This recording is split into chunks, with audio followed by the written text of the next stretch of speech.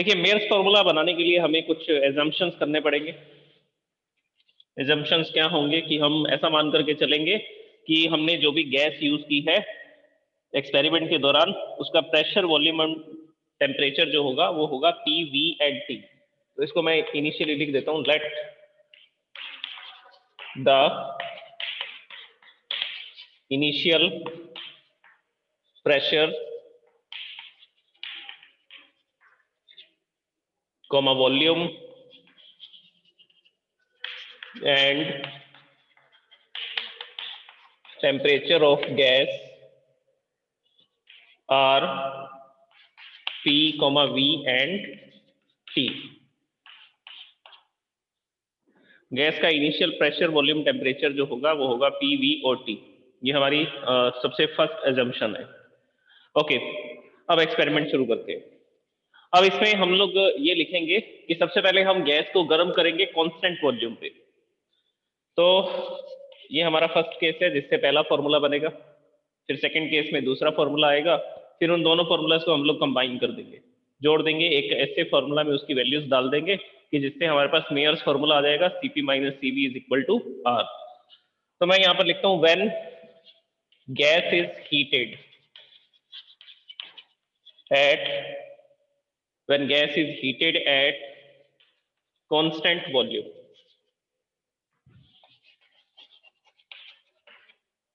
comma the temperature increases by dt। कितना temperature increase हुआ? तो आंसर है dt टेम्परेचर, डेल्टा टी या dt लिख सकते हैं, इतना टेम्परेचर इंक्रीज हो गया। लेकिन हमने गैस को कब गर्म किया? क्या कांस्टेंट रखते हुए? तो सबसे इंपॉर्टेंट बात है वॉल्यूम को कांस्टेंट रखते हुए। अगर वॉल्यूम को कांस्टेंट रखेंगे तो मैं यहां पर आपको तीन बातें बताता हूं। सबसे पहली बात, जो भी हीट एनर्जी मैं यहां पे सप्लाई करूंगा दैट इज dq, उसको क्या लिखेंगे? n cv dt। n, अच्छा ये गैस कितनी है? Volume and temperature of gas. तो यहां पर हम इसकी क्वांटिटी लिख देते हैं ऑफ 1 मोल गैस,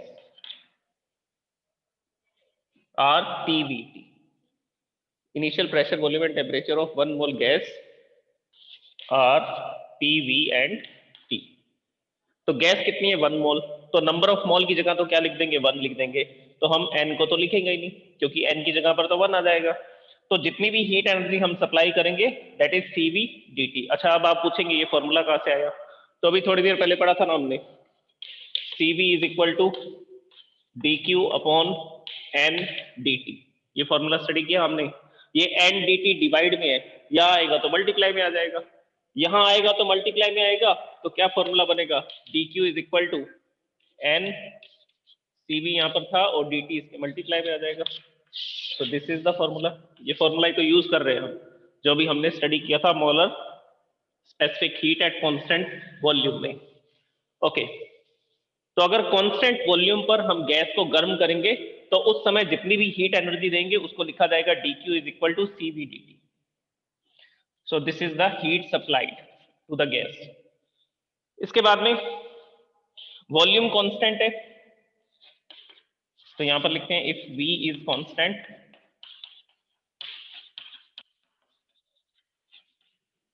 अगर v कांस्टेंट होगा तो dv 0 आएगा, then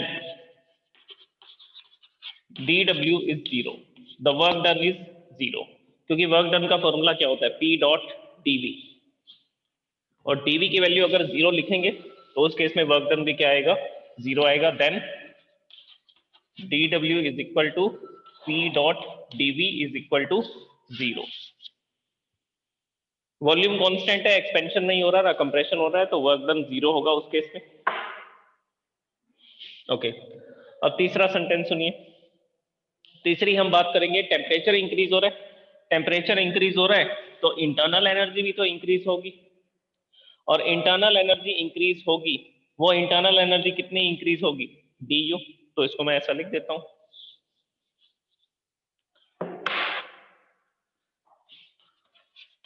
let du is the increase in internal energy, increase in internal energy, du internal energy में इंक्रीज है। ओके, तो अब हम लोग क्या यूज करते हैं, first law of thermodynamics. So using first law of thermodynamics, first law of thermodynamics में क्या लिखेंगे, dq is equal to du plus dw। ये होती है फर्स्ट लॉ ऑफ थर्मोडायनेमिक्स। जो भी हीट एनर्जी सप्लाई करेंगे उससे उसकी इंटरनल एनर्जी इंक्रीज होगी, और बाकी के जो भी हीट एनर्जी हमने सप्लाई की उसके कुछ पार्ट से वर्क डन होगा। अच्छा, अब इसमें क्या क्या जीरो लिख सकते हैं, तो आंसर है आप dw को जीरो लिख सकते हैं। तो यहां पर ये जो dw है इसको क्या लिख देंगे, इसको जीरो लिख देंगे। ओके, तो इस केस में ये आया dq is equal to du plus zero, work done is zero at constant volume. Okay, और dq की वैल्यू क्या थी, dq की वैल्यू थी cv dt। तो इस dq की जगह पर क्या लिख सकता हूं मैं, cv dt, या इसको नेक्स्ट स्टेटमेंट में लिख देते हैं। देखिए ये जो dq है इसकी जगह पर क्या लिख सकता हूं मैं, इसकी जगह पर मैं लिख सकता हूं cv डॉट dt, जैसा कि यहां लिखा हुआ है फर्स्ट इक्वेशन, इस इक्वेशन के अंदर, और इक्वल टू में क्या रह जाएगा du, और प्लस में जीरो है उसको लिखना जरूरी नहीं है। तो हमारी सबसे पहली इक्वेशन यहां से बनेगी, this is the first equation. The increase in internal energy is given by cv dt, is given by cv dt। v जो है वो इसके सबस्क्रिप्ट में लिखा हुआ है, ये मल्टीप्लाई में नहीं है। cv is molar specific heat at constant volume. Okay, तो ये हमारा पहला फॉर्मूला बना। कैसे बना, फिर से समझ लीजिए। हमने कांस्टेंट वॉल्यूम पर हीट एनर्जी सप्लाई की, उस हीट एनर्जी को सप्लाई करने की वैल्यू हम कैसे निकालेंगे, NCV/dt, ये फॉर्मूला लगाएंगे NCV/dt। और जो भी गैस हमने ली है इस एक्सपेरिमेंट में वो कितनी गैस है, 1 मोल गैस, तो n की जगह तो 1 आ जाएगा, तो फॉर्मूला क्या बन जाएगा, dq is equal to cv/dt। तो ये हीट एनर्जी हमने गैस को सप्लाई की।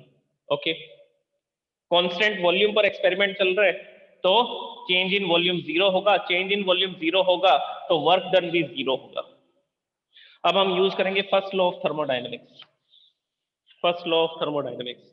इसके अकॉर्डिंग क्या लिखेंगे, dq is equal to du plus dw। Values put कर दीजिए, dq की वैल्यू क्या है, cv dt, तो dq की जगह लिख देंगे cv dt, du की जगह du लिखेंगे, और dw change in sorry work done is zero, तो इसकी जगह पर जीरो लिख देंगे। तो ये सारी वैल्यूज पुट करके हम फाइनल फॉर्मूला ये बनाएंगे। फिर से देख लीजिए, फर्स्ट लॉ ऑफ थर्मोडायनेमिक्स में dq की वैल्यू पुट करेंगे, ये रही dq की value, this is cv dt, du change in internal energy, ये तो हमें फाइंड करना है, और वर्क डन क्या होगा, जीरो होगा, तो प्लस जीरो लिखना जरूरी नहीं है, यहां से ये हमारी फर्स्ट इक्वेशन बन जाएगी। This is the first equation which is जो हमने कैसे फाइंड की, when gas is heated eight constant volume, इससे हमने इक्वेशन ये निकाली। अब इसी तरह से एक और इक्वेशन बनाते हैं। वो इक्वेशन कैसे बनाएंगे, देखिए, when gas is heated at constant pressure, when gas is heated at constant pressure, the change in volume is, देखिए प्रेशर कांस्टेंट है, वॉल्यूम तो बढ़ सकती है ना, तो जब हम गैस को गर्म करेंगे तो पिस्टन फ्री छोड़ा होगा, जैसे ही हीट एनर्जी देंगे पिस्टन ऊपर जाने लगेगा, गैस एक्सपेंड होने लगेगी। The change in volume is, the change in volume is dV and change in temperature is same, that is dt, change in temperature is same।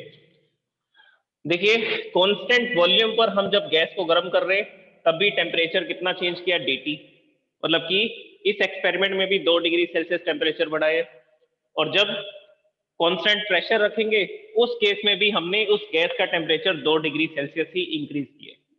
तो दोनों केसेस में change in temperature same है। और volume कितनी change हो रही है? DV. इसमें वॉल्यूम चेंज नहीं हो रही थी, चेंज इन वॉल्यूम 0 था, because it is eight constant volume. अच्छा, अब इस केस में कितनी हीट एनर्जी सप्लाई करेंगे? तो जो हीट हमने सप्लाई की है उसको किससे लिखा जाएगा? Heat supplied, which is written as dq, और फॉर्मूला क्या होता है? n cp dt। Constant pressure पर लिखना है तो cp dt लिखेंगे। और गैस कितनी है? 1 मोल। गैस 1 मोल है तो n की जगह 1 लिख देंगे। तो ये फॉर्मूला बन जाएगा, इतनी हीट एनर्जी हम सप्लाई करेंगे एट कांस्टेंट प्रेशर। अच्छा, इसको भी dq लिखा और इसको भी dq लिखा, ये तो गड़बड़ हो गई, क्योंकि कांस्टेंट वॉल्यूम पर तो कम हीट एनर्जी देनी पड़ती है, जबकि कांस्टेंट प्रेशर पर थोड़ी ज्यादा हीट एनर्जी देनी पड़ती है, क्योंकि कुछ heat energy change in volume में चली जाएगी। तो इसको dq लिखे तो इसको dq नहीं लिख सकते, इसको हम लिखेंगे dq डैश। क्या लिखेंगे इसको? dq डैश, क्योंकि इस केस में अलग हीट एनर्जी देनी पड़ेगी, उस केस में जो हीट एनर्जी की क्वांटिटी होगी वो डिफरेंट होगी, अलग होगी। इसके बाद अब हम लोग लिखेंगे the work done in this case is P dot dV। Volume change हो रही है ना, देखिए यहां लिखा मैंने, the change in volume is dV, तो ये वर्क डन का फॉर्मूला बन जाएगा। और अब हम लिखते हैं according to the first law of thermodynamics, using first law of thermodynamics. Okay, तो मैं फॉर्मूला लिखता हूं, dq dash is equal to du plus dw। देखिए उसमें तो dw लिखा था हमने, तो इसमें इसको dw डैश लिख देते हैं। उसमें वर्क डन 0 था, इसमें इसको dw डैश लिख दिया, और चेंज इन इंटरनल एनर्जी को du लिख दिया। अच्छा, ये जो चेंज, अब इनकी वैल्यूज पुट करनी है तीनों की।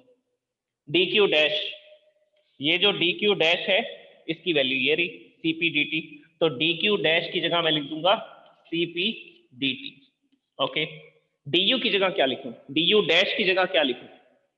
तो आंसर है du डैश की जगह पर du ही लिख सकते हैं। क्यों? ऐसा क्यों? ऐसा इसलिए क्योंकि उस केस में भी चेंज इन टेम्परेचर dt है और इस केस में भी चेंज इन टेम्परेचर dt है। अगर दोनों केसेस में सेम टेम्परेचर में चेंजेस हो रहे हैं तो दोनों केसेस में इंटरनल एनर्जी में भी सेम चेंजेस होंगे। अगर यहां पर टेम्परेचर 2 डिग्री सेल्सियस बढ़ाया था हमने, तो इस केस में भी हमने 2 डिग्री सेल्सियस ही बढ़ाया है। तो दोनों केसेस में चेंज इन टेम्परेचर सेम है, तो चेंज इन इंटरनल एनर्जी भी सेम होगा। तो इस तरह से ये जो du डैश है इसकी जगह पर मैं du लिख सकता हूं, इसकी जगह पर क्या लिख सकते हैं? du लिख सकते हैं। और dw डैश की वैल्यू ये रही, क्योंकि कांस्टेंट प्रेशर पर वॉल्यूम तो बढ़ सकती है ना, और कितनी बढ़ रही है? dv। तो इस केस में वर्क डन होगा, एक्सपेंशन होगा कांस्टेंट प्रेशर पर, तो ये फॉर्मूला बनेगा। बस, अब इसके बाद हमारा कैलकुलेशन स्टार्ट हो गया। देखिए सबसे पहले कांस्टेंट वॉल्यूम पर हमने कुछ कैलकुलेशंस की और उससे ये इक्वेशन फर्स्ट बनाई। उसके बाद में कांस्टेंट प्रेशर पर हमने ये कुछ कैलकुलेशंस की, और उसके बाद में फर्स्ट लॉ ऑफ थर्मोडायनेमिक्स के अंदर हमने वैल्यूज पुट कर दी कि इस केस में जो heat energy the that is dq dash, तो dq डैश की वैल्यू ये रही cp dt, ये हमने यहां लिख दी। du डैश की जगह मैंने du लिख दिया।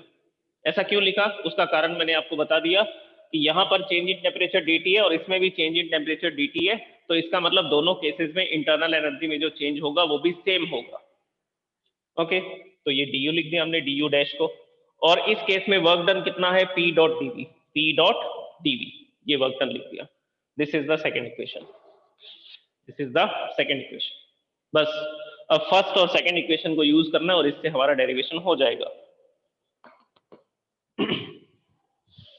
तो देखिए अब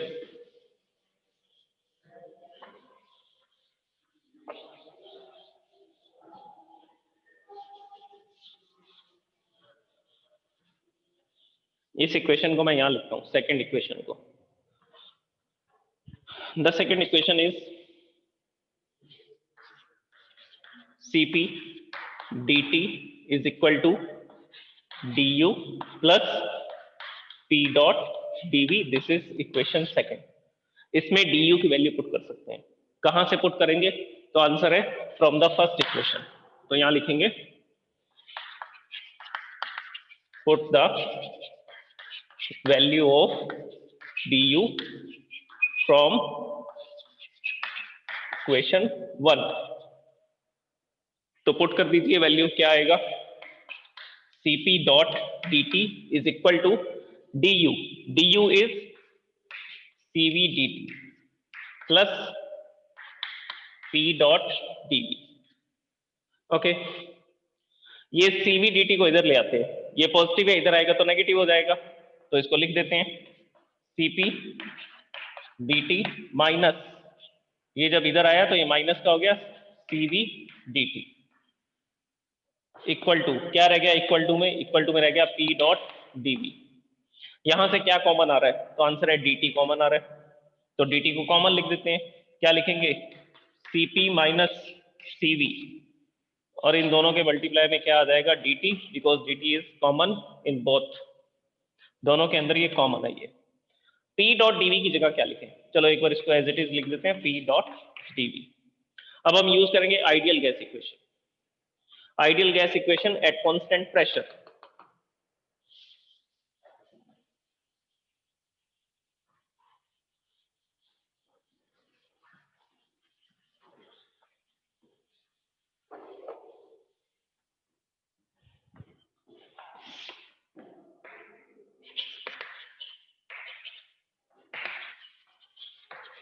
From ideal gas equation at constant pressure, at constant pressure। देखिए प्रेशर कांस्टेंट रहेगा, लेकिन वॉल्यूम और टेम्परेचर तो चेंज हो सकते हैं। तो उस केस में देखिए क्या लिखेंगे? प्रेशर P था गैस का, वो P ही रहेगा, वो चेंज नहीं होगा। वॉल्यूम चेंज हो सकती है, वॉल्यूम चेंज होगी dV। जो हमने एजम्पशंस की थी उसी के अकॉर्डिंग लिख रहे हैं। नंबर ऑफ मोल n लिखा जाता है, nr T लिखते हैं, और चेंज इन टेम्परेचर कितना है? dt। तो यही तो आइडियल इक्वेशन थी, आइडियल गैस इक्वेशन थी, PV is equal to nRT। Volume change हो रही है dV, तो हमने उसको dV लिख दिया, और इतनी वॉल्यूम चेंज होने पर इतना टेम्परेचर चेंज हो रहा है, तो चेंज इन टेम्परेचर को dt लिख दिया। और नंबर ऑफ मोल की जगह क्या लिख देंगे? 1, क्योंकि हम इस एक्सपेरिमेंट में 1 मोल गैस से पूरा का पूरा एक्सपेरिमेंट क्लियर कर रहे हैं। अजम्पशन क्या थी कि 1 मोल गैस जो है उसको कांस्टेंट वॉल्यूम और कांस्टेंट प्रेशर पर हीट अप करते हैं, गर्म करते हैं। तो n की जगह पर 1 लिख देंगे, तो ये फॉर्मूला बन जाएगा P डॉट dV, इसकी जगह P dot dV is equal to R dt। तो ये जो R dt है, ये वैल्यू हम यहाँ पुट कर सकते हैं। तो P डॉट dV की जगह क्या लिख देंगे? R dt लिख देंगे। तो क्या इक्वेशन बनेगी? तो इक्वेशन बन जाएगी, देखिए मैं यहाँ लिखता हूँ इसको। The equation will be Cp minus Cv dt P dot dV। ये P डॉट dV की जगह लिखेंगे R dt, तो यहाँ पे लिखेंगे R dt। अब क्या कैंसिल होगा? तो आंसर है dt से dt कैंसिल हो जाएगा, क्या बचेगा? Mayer's formula Cp minus Cv is equal to R। Cp minus Cv is equal to R, and this formula is known as Mayer's formula. This formula is known as Mayer's formula. Okay, or you can say that it is the relation between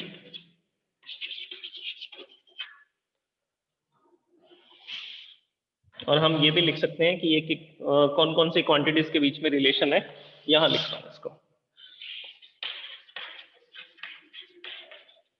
The relation between two molar specific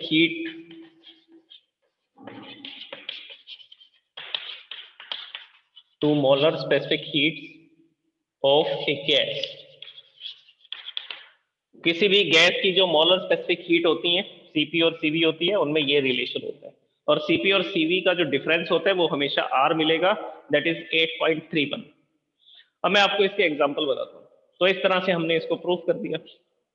सबसे पहले कहां से start किया था? Constant volume पर gas को गर्म करके, वहां से हमने कुछ इक्वेशंस बनाई। फिर कांस्टेंट प्रेशर पर गैस को हीट अप करेंगे, वहां से कुछ इक्वेशन बनेगी। फिर बाद में हम लोग first law of thermodynamics use करेंगे और उसमें वैल्यूज पुट कर देंगे, डी क्यू डैश की वैल्यू, डी यू डैश की वैल्यू और डी डब्ल्यू डैश की वैल्यू। तो तीनों वैल्यूज पुट करके हम इसको सॉल्व करेंगे और सॉल्व करने के बाद ये फॉर्मूला बनेगा।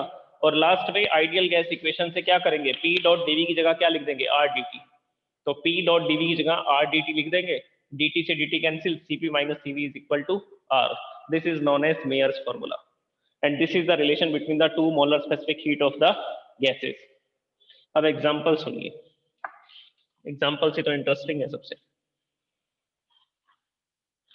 जब भी हम एक्सपेरिमेंट्स करेंगे तो उनके डिफरेंस जो होंगे, मोलर स्पेसिफिक हीट के जो डिफरेंस होंगे वो हमेशा 8.31 इसके आसपास ही मिलेगा। ओके, अभी मैंने आपको एक एग्जांपल बताया था, उस एग्जांपल को सुनिए।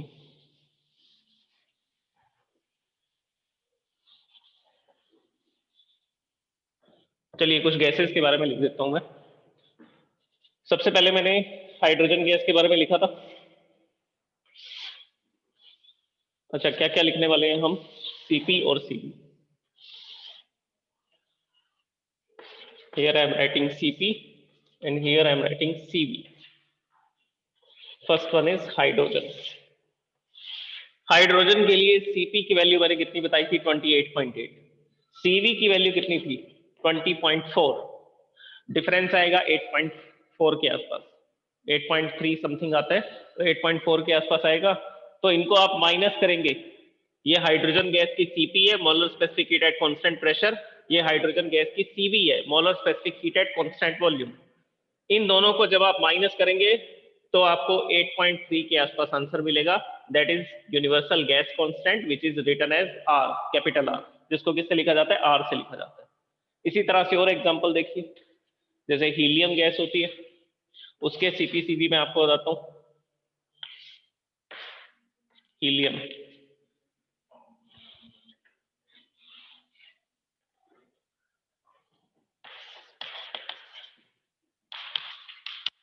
इसको माइनस कर लो, इसको माइनस करोगे, Cp माइनस Cv करोगे, 8.3 आएगा। इसी तरह से और गैसेस के भी लिख सकते हैं, जैसे नाइट्रोजन के, ऑक्सीजन के। नाइट्रोजन का होता है 29.1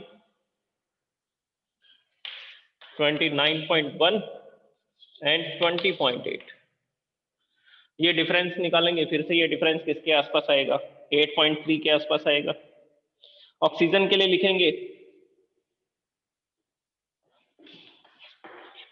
29.4 एंड 21.1। ये इसके CpCv हैं ऑक्सीजन के। ओके, तो ये 3-4 मैंने आपको एग्जांपल्स बताए।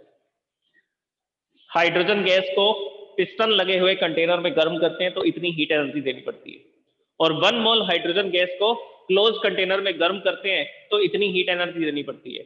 और इन दोनों का डिफरेंस हमेशा किसके बराबर आता है, R के बराबर, दैट इज 8.31 इसके आसपास आता है। तो जो भी आइडियल गैसेस होंगी नॉर्मल प्रेशर पे, नॉर्मल टेम्परेचर पे, तो उनका जो डिफरेंस आएगा, उनके मोलर स्पेसिफिक हीट का डिफरेंस 8.31 ही होगा, अप्रोक्सीमेट, लगभग। So this is all about the Mayer's formula.